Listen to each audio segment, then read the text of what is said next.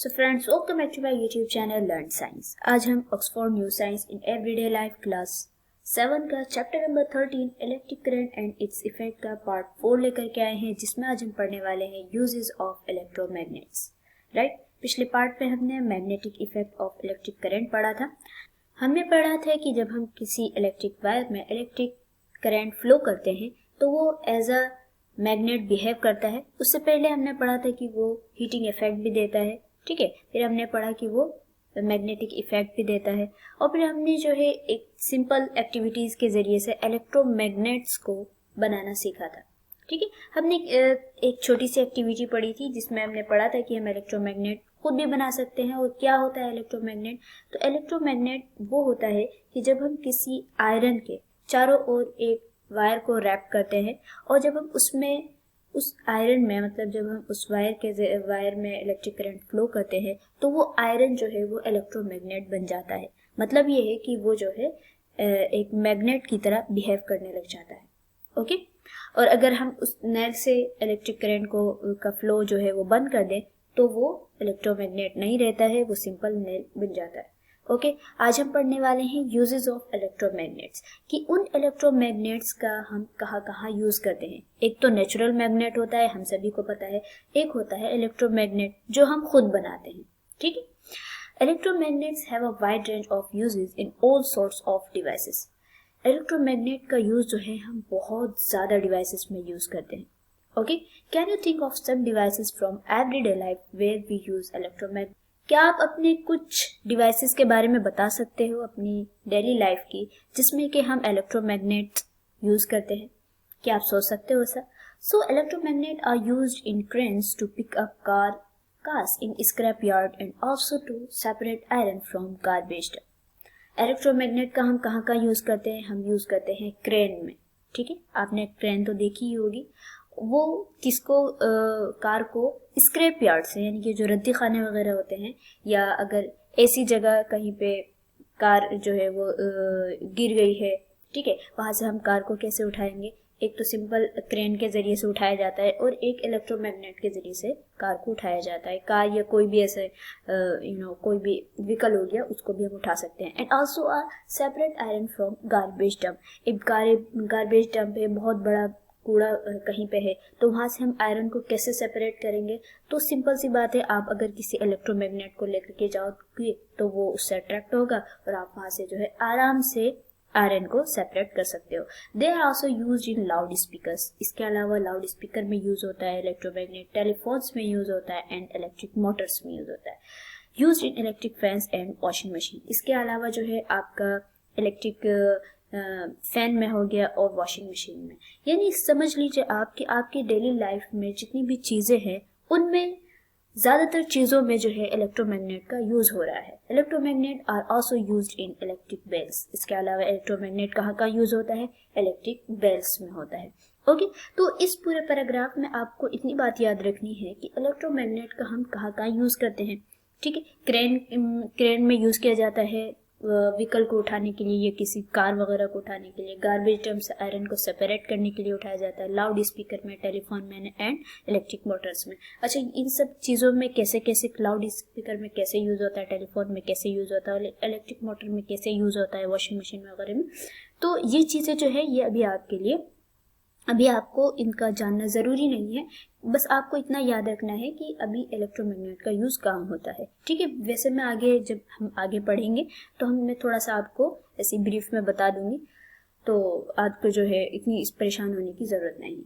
चलिए आगे चलते हैं। ये देखिए, आप यहाँ पे देख रहे हैं कि इलेक्ट्रोमैग्नेट का यूज़ कैसे कर रहे हैं। इलेक्ट्रोमैग्नेट, ये क्रेन है, ठीक है। ये इस क्रेन में जो है यहाँ पे इलेक्ट्रोमैग्नेट लगा हुआ है। जैसे यहाँ से इलेक्ट्रिक करंट पास होती है तो ये जो है इतना बड़ा जो लोहे का आपको पीस दिखाई दे रहा है, ये जो है एज अ मैग्नेट बिहेव करना स्टार्ट हो जाता है और आराम से जो है आप इसको उठा सकते हो, ठीक है। एक कार है, देख रहे हो आप कैसे इसको जो है उठाया जा रहा है। अब आप यहाँ पे देखो, ये जो है एक गार्बेज डंप है, ये मुझे लग रहा है मालगाड़ी है। इसके अंदर जो रद्दी वगैरह है उससे वहां से जो है आयरन को सेपरेट करने के लिए हम क्रेन की मदद से इसे हम उठा रहे हैं। तो यहाँ पे हमें यहाँ पे जो है हमारा क्या है कि हमें ये इलेक्ट्रोमैग्नेट देख रहे हैं आप, ये इलेक्ट्रोमैग्नेट बिहेव कर रहा है, ठीक है। और इलेक्ट्रोमैग्नेट ये जो आयरन को अपनी ओर अट्रैक्ट कर रहा है और आराम से जो है हम इस तरीके से आयरन को सेपरेट कर सकते हैं। ओके, आगे चलते हैं हम। अब आप यहाँ पे देखो, इसमें आप देख रहे हैं कि ये इसको कैसे कार को उठा रहे हैं। नॉर्मल यहाँ पे आप इलेक्ट्रोमैग्नेट का आप फंक्शन देख रहे हैं कि इलेक्ट्रोमैग्नेट कैसे बिहेव कर रहा है ना। ये देखिए इतनी बड़ी कार है, इसको आराम से ये जो यहाँ पे आयरन का पीस लगा हुआ है ये इलेक्ट्रोमैग्नेट की तरह बिहेव कर रहा है और ये आराम से कार को उठा रहा है, ठीक है। अब ये लाउड स्पीकर में कैसे यूज़ होता है तो मैं आपको थोड़ा सा बता देती हूँ। वैसे तो आपके सिलेबस में ये नहीं है, लेकिन अगर आप लाउड स्पीकर में आपको 2 बात जाननी होगी यहाँ पे। क्या कि जो मैग्नेट होता है, चाहे वो नेचुरल मैग्नेट हो और चाहे वो इलेक्ट्रोमैग्नेट हो, ठीक है, या वो man made. Electromagnet man made ही होता है ना, इंसानों द्वारा बनाया हुआ होता है। और जो नेचुरल मैग्नेट होता है तो नेचुरल मतलब नेचर में पाया जाता है। तो उसके अंदर कोई भी मैग्नेट हो उसके अंदर 2 पोल पाए जाते हैं, ठीक है। 2 पोल होते हैं, एक पोल होता है आपका साउथ और एक होता है नॉर्थ, राइट। तो जो साउथ और नॉर्थ पोल अगर दोनों एक ही साइड हो, मतलब ये है कि अगर 2 चुंबक रखे हैं आपने, 2 मैग्नेट रखे हैं और दोनों के साउथ पोल को एक साइड रखा है, ठीक है, यानी दोनों को एक दूसरे के आमने सामने रखा है, पैरेलल में रखा है, तो वो रिपेल करेंगे, ठीक है, यानी वो अट्रैक्ट नहीं होंगे। और अगर एक का नॉर्थ पोल है और एक का साउथ पोल है तो वो अट्रैक्ट होंगे। तो यहाँ पे जो लाउड स्पीकर जो होता है, इस लाउड स्पीकर में ये इलेक्ट्रोमैग्नेट होता है यहाँ पे, ठीक है, इलेक्ट्रोमैग्नेट बनाया जाता है। और एक यहाँ पे होता है, अगर आपने किसी लाउड स्पीकर को अगर आप उसको अंदर से उसको देखोगे, उसको मतलब इसके ऊपर जितने भी कवर वगैरह हटा करके, ठीक है, आप जब उसको अंदर देखोगे तो वहाँ पे आपको एक नेचुरल मैग्नेट दिखेगा और आपको एक इलेक्ट्रोमैग्नेट दिखेगा, ठीक है, हल्का सा मतलब पतला सा इलेक्ट्रोमैग्नेट दिखेगा। तो वहाँ पे जो ये वर्क करता है वो इस तरीके से करता है कि जो नेचुरल मैग्नेट होता है और जो इलेक्ट्रोमैग्नेट होता है उनके जो पोल्स होते हैं वो अलग अलग होते हैं। मतलब एक का साउथ पोल होता है और एक का नॉर्थ पोल होता है। जो इलेक्ट्रोमैग्नेट होता है जो वो जब इसके ये जो स्पीकर होता है, जब वो मतलब समझ लीजिए कि जब वो अलग अलग होंगे तो वो रिपेल करेंगे, और रिपेल करेंगे तो उस आगे की ओर जाएंगे, मतलब वाइब्रेशन होगा और उसी वाइब्रेशन से जो है आवाज़ हमें सुनाई देती है। ओके, तो ये बात मैंने आपको बता दी है। अगर आपको और उसको समझना है, डिटेल में समझना है, तो आप जो है इंटरनेट पे ढूंढिए, यूट्यूब पे डालिए, आपको समझ में आ जाएगा अगर आपको समझना चाहते हैं, ठीक है। समझना भी चाहिए इंसान को, वैसे आपके सिलेबस में ये बात नहीं है। ओके, आप यहाँ पे देख रहे हैं, इसमें देखिए ये मतलब इलेक्ट्रोमैग्नेट जो है वो एज अ मैग्नेट बिहेव कर रहा है। हमें तो यही इस बात समझनी थी कि भाई स्पीकर में इलेक्ट्रोमैग्नेट का यूज होता है। ओके, चलिए आगे चलते हैं हम। इलेक्ट्रिक बेल्स, हमें इसे डिटेल में पढ़ना है कि इलेक्ट्रिक बेल में कैसे इलेक्ट्रोमैग्नेट का हम कैसे यूज करते हैं। So what do you do when you reach your friends house to let him her know that you are at the door. जब आप किसी अपने फ्रेंड के घर जाओ, किसी अपने रिलेटिव के घर जाओ या कहीं भी जाओ, तो आप क्या करते हो? सबसे पहले जाते ही उसके घर में घुस जाते हो?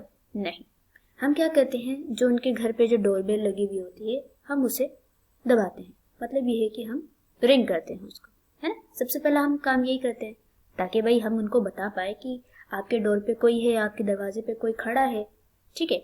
यू रिंग द डोरबेल, है ना। सबसे पहले आप डोरबेल बजाते हो। Do you know that makes the ring bell? What makes the ring bell? आपको ये बात पता है कि जो बेल रिंग होती है, रिंग बेल जो होती है, वो कैसे बनाई जाती है या किस प्रिंसिपल पे वो काम कर रही है, ठीक है, किस चीज का इसमें यूज हो रहा है। सो N electric bell has an electromagnet that pulls a strip of iron which makes the hammer hit the gong to ring the bell. एक इलेक्ट्रिक बेल के अंदर इलेक्ट्रोमैग्नेट होता है, ठीक है। अब हम आगे पढ़ेंगे कि उसमें कैसे इलेक्ट्रोमैग्नेट होता है। वो क्या करता है, वो आयरन की स्ट्रिप को खींचता है अपनी ओर, और उससे जब वो अपनी ओर खींचता है तो जो हैमर होता है वो हैमर गोंग को हिट करता है, ठीक है। ये जो आयरन की स्ट्रिप है ये अपनी ओर इसको अट्रैक्ट करेगा यानी खींचेगा, तो ये हैमर जो है ये गोंग को हिट करता है, और जब ये हैमर गोंग को हिट करता है तो आपकी बेल बजती है, ठीक। जैसे इसने इसको हिट किया, जैसे इसने इसको मारा तो ये बजा और जो है मतलब आपकी जो है एक बेल बजी। The step wise explanation of how an electric bell was in a given block. ठीक है, आपको नीचे दिया हुआ है, अब इसको आपको गौर से पढ़ना है कि इलेक्ट्रोमैग्नेट का हम यहाँ पे कितने अच्छे तरीके से यूज कर रहे हैं। स्टेप 1 है when you push the switch of the bell and electric current flows to the electromagnet. सबसे पहले आप क्या करते हो, जो स्विच है उसको आप पुश करते हो, दबाते हो। जैसे ही आपने उसको दबाया तो इलेक्ट्रिक करंट पास होना स्टार्ट हो गया। ओके, स्टेप 2 में क्या है, the electromagnet attracts the soft iron piece. जो इलेक्ट्रोमैग्नेट है, देखिए आपने यहाँ पे बेल बजाई, ओके, या आपने बेल बजाई तो क्या हुआ, ये जो इलेक्ट्रोमैग्नेट है यहाँ पे इलेक्ट्रिक करंट फ्लो हुआ। इलेक्ट्रोमैग्नेट जो है उसने एज अ इलेक्ट्रोमैग्नेट बिहेव करना स्टार्ट कर दिया, और जैसे ही उसने बिहेव करना स्टार्ट किया तो यहाँ जो आयरन की स्ट्रिप है, ये जो सॉफ्ट आयरन स्ट्रिप है जिसके सामने लगी हुई है, ये इससे अट्रैक्ट हुई। ठीक है, ये इससे अट्रैक्ट हुई। The hammer attracted to the strip that hits the gong making a tree. जो हैमर है उसने जो है स्ट्रिप को अपनी ओर अट्रैक्ट किया और उसके बाद उसने गोम को हिट किया और इससे जो है बेल बज गई, है ना। देख रहे हैं आप, ये इलेक्ट्रोमैग्नेट है। जैसे आपने यहाँ पे स्विच मतलब दबाया, पुश किया, तो इसने जो है ये यहाँ पे इलेक्ट्रिक करंट पास हुआ। ठीक है, यहाँ से इलेक्ट्रिक करंट पास हुआ। जैसे इलेक्ट्रिक करंट पास हुआ, इसने इलेक्ट्रोमैग्नेट की तरह बिहेव करना स्टार्ट कर दिया। जब भी मैग्नेट की तरह बिहेव करेगा तो यहाँ पे एक आयरन लगा हुआ है, सॉफ्ट आयरन है, इसने इसको अपनी ओर अट्रैक्ट किया। जैसे इसने अपनी ओर अट्रैक्ट किया तो हैमर ने इसको मारा। जब भाई ये इसको अट्रैक्ट करेगा तो ये पूरा का पूरा अट्रैक्ट होगा ना। जैसे ये अट्रैक्ट होगा, हैमर ने इसको मारा, यहाँ से बेल बजी, है। When the soft iron strip get attracted to the electromagnet, it no longer touches the screw interrupter and hence the circuit is broken. आप ये भी देखते होंगे कि जब आप एक बार बेल बजा देते हो तो एक ही बार बेल बजती है। ठीक है, एक ही बार बजती है। ऐसा नहीं कि आपने एक बार बजा दिया तो वो बराबर बजे जा रही है, नहीं, है ना। एक ही बार बजती है ना, फिर आपको दोबारा बेल बजाने के लिए दोबारा उसको स्विच करना, दोबारा उसको पुश करना होता है। तीसरी बार उसको बताने के लिए तीसरी बार पुश करना होता है। इसकी वजह भी है। इसकी वजह क्या है कि जैसे ही आपने इसको मतलब स्विच ऑन किया था, जैसे आपने उसको पुश किया था तो इसने अपने आप को अट्रैक्ट कर दिया। ये मतलब ये जो इसके अंदर इलेक्ट्रिक करंट फ्लो हुआ और ये जो है एज इलेक्ट्रोमैग्नेट बिहेव करना लग गया, तो ये जो है इसकी अट्रैक्ट हुआ। तो यहाँ जो स्क्रू जो ये लगा हुआ है, ये आप देख रहे हैं ना, ये स्क्रू जो लगा, इस स्क्रू ने क्या कर रखा है, इसने जो है एक अनब्रोकन पाथ बना रखा है। आप देख रहे हो, यहाँ से यहाँ तक, यहाँ से यहाँ तक, यहाँ से यहाँ तक, मतलब 1 मिनट, ये वाला जो इसका पाथ है ना, अभी इस टाइम स्टेप 1 में ये पाथ एकदम अनब्रोकन है, कंटिन्यूअस पाथ है।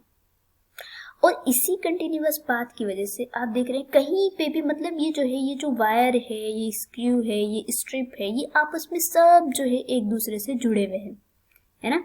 देख पा रहे हैं, गौर से देखिए इसको। जैसे ही आप जब इसको क्या कहते हैं ऑन करते हो, स्विच ऑन करते हो, ये इससे अट्रैक्ट हुआ। अट्रैक्ट होते ही ये जो पाथ है इसका, ये यहाँ से ब्लॉक हो गया, है ना। आप स्टेप 2 में देखो, ये देखिए, जैसे ही उसने मतलब अट्रैक्ट किया अपनी ओर तो ये पाथ यहाँ से ब्रेक हो गया। अच्छा सोचिए, जब पाथ ब्रेक हो जाएगा यहाँ से तो क्या होगा, इलेक्ट्रिक करंट फ्लो बंद हो जाएगा।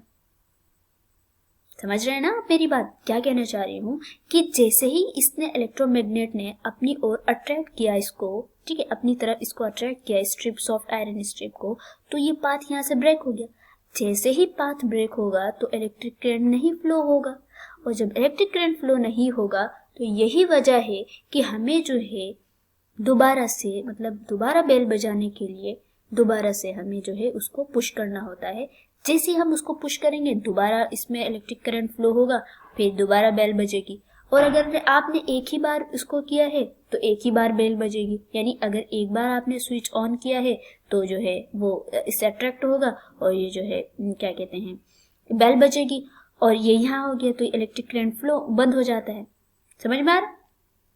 अब ये देखिए, iron strip return to its initial position, और जैसे ही आपने छोड़ दिया उसको, मतलब एक बार बेल बज गई तो फिर ये अपनी इनिशियल पोजीशन पे आ जाता है। फिर आप दोबारा बजाते हो, फिर वो बेल बजने स्टार्ट हो जाती है। ओके, आई होप आपको समझ में आ गया होगा क्या समझाने की कोशिश कर रहे हैं।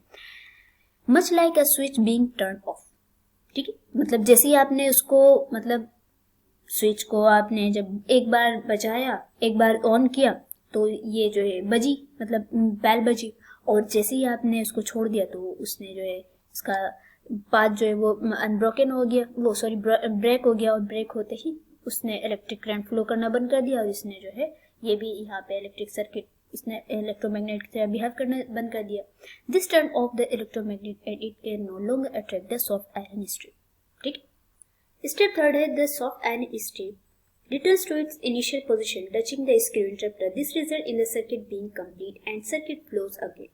अब यहाँ पे क्या बता रहे हैं स्टेप थर्ड में कि जब आपने एक बार स्विच ऑन किया था, स्विच ऑन किया, इलेक्ट्रिक करंट फ्लो हुआ, इलेक्ट्रिक करंट फ्लो हुआ तो इसने इलेक्ट्रोमैग्नेट की तरह बिहेव, इलेक्ट्रोमैग्नेट की तरह जब बिहेव करेगा तो ये जो सॉफ्ट आयरन स्ट्रिप है ये इसकी ओर अट्रैक्ट हुआ तो एक बार जो है ये जब अट्रैक्ट होगा तो हैमर ने गोंग को, ये इसको गोंग बोलते हैं, इसको हैमर बोलते हैं, ठीक है, इसने इसको हिट किया और बेल बज गई।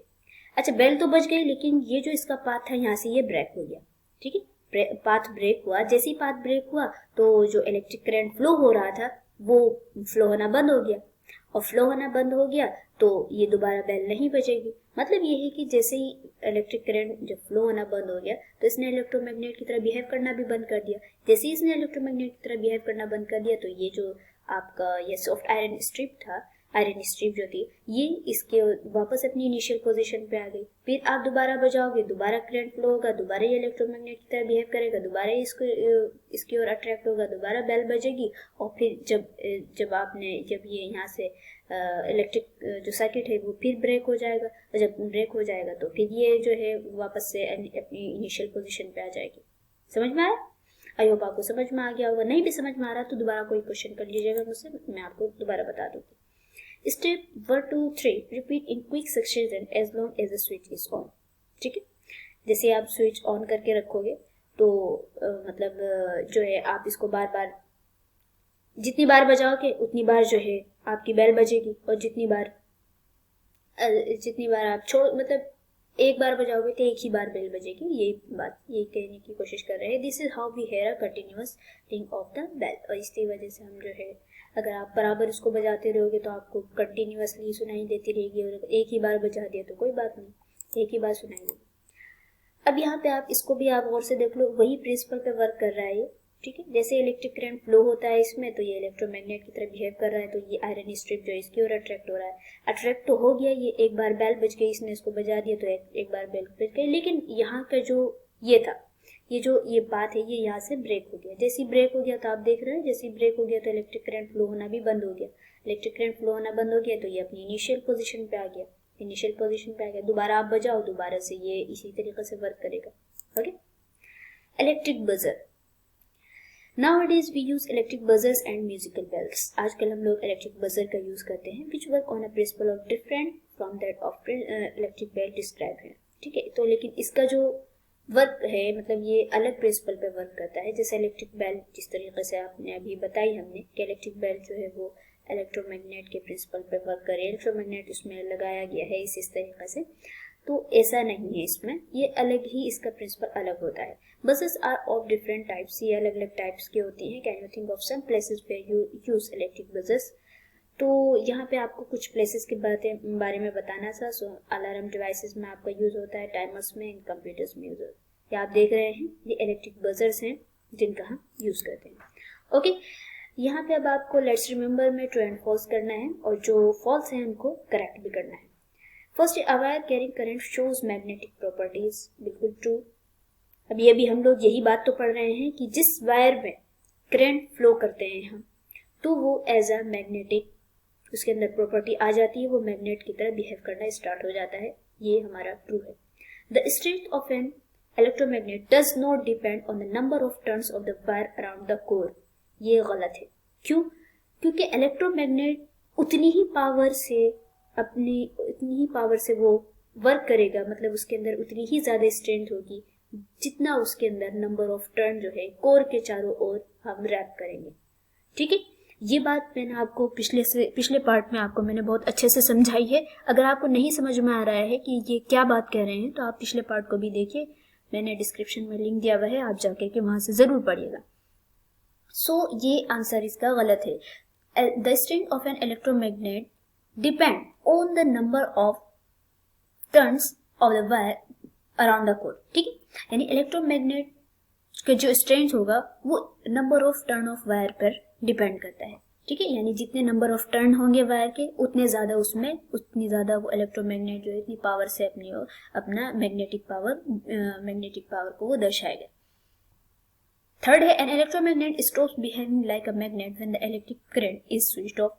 बिल्कुल सही, अभी हमने इलेक्ट्रिक बेल में भी यही बात पढ़ी कि एक इलेक्ट्रोमैग्नेट में अगर स्विच ऑफ कर दोगे, ठीक है, तो वो मैग्नेट की तरह बिहेव करना ही बंद हो जाएगा। ठीक है, वो तो भाई इलेक्ट्रोमैग्नेट जब बना ना, जब आपने उसमें इलेक्ट्रिक करंट पास की, नाम ही इसका सुन लीजिए, इलेक्ट्रिक प्लस मैग्नेट। इलेक्ट्रोमैग्नेट बना किससे? इलेक्ट्रिक प्लस मैग्नेट, यानी कि मैग्नेट है लेकिन उसमें इलेक्ट्रिक भी जुड़ा हुआ है।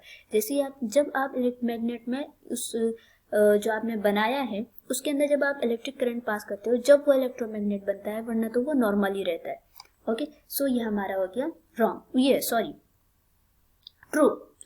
फोर्थ है, electromagnets are used in loud speakers, electric motors and electric fans. बिल्कुल अभी ये भी पढ़ा है, इलेक्ट्रोमैग्नेट जो है लाउड स्पीकर में, इलेक्ट्रिक मोटर और इलेक्ट्रिक फैंस पे यूज होता है। In an electric bell the soft iron strip gets attracted to the interrupter when an electric current flows through the electromagnet. एक इलेक्ट्रिक बेल में जो सॉफ्ट आयरन स्ट्रिप जो होती है वो इंटरप्टर से अट्रैक्ट हो जाती है when an electric current flows through the electromagnet. आप जरा स्टेटमेंट को, इस लाइन को गौर से पढ़िएगा तो ये गलत है। जब आप इलेक्ट्रिक बेल में अगर आप गौर से देखो, जब आप उसके अंदर इलेक्ट्रिक करंट फ्लो करते हो तो जो आयरन की स्ट्रिप है वो इंटरप्टर से नहीं अट्रैक्ट होती है, बल्कि वो इलेक्ट्रोमैग्नेट से अट्रैक्ट होती है ना? समझ में आ रही है ना कि एक इलेक्ट्रिक बेल में जो सॉफ्ट, देखिए आप यहाँ पे इधर देखिए, जो एक इलेक्ट्रिक बेल है इसमें जब आप इलेक्ट्रिक करंट फ्लो कर रहे हो तो ये है सॉफ्ट आयरन है, ये इलेक्ट्रोमैग्नेट से अट्रैक्ट हो रही है, ना कि इंटरप्टर। ये इंटरप्टर है, इससे नहीं अट्रैक्ट होती है। और जब आप स्विच ऑफ कर देते हो, मतलब जब इसमें इलेक्ट्रिक करंट फ्लो नहीं होता है, जब ये इससे अट्रैक्ट होती है। समझ में आए? सो ये आंसर है हमारा गलत। ओके, आई होप आपको आज की बात जो मैंने समझाई है समझ में आ गई होगी। मिलते हैं अगली वीडियो में। अगर आप हमारे चैनल पे न्यू हैं तो हमारे चैनल को सब्सक्राइब कीजिए, वीडियो को लाइक कीजिए और अपने दोस्तों के साथ जो 7th क्लास में जरूर शेयर कीजिए। अस्सलाम वालेकुम।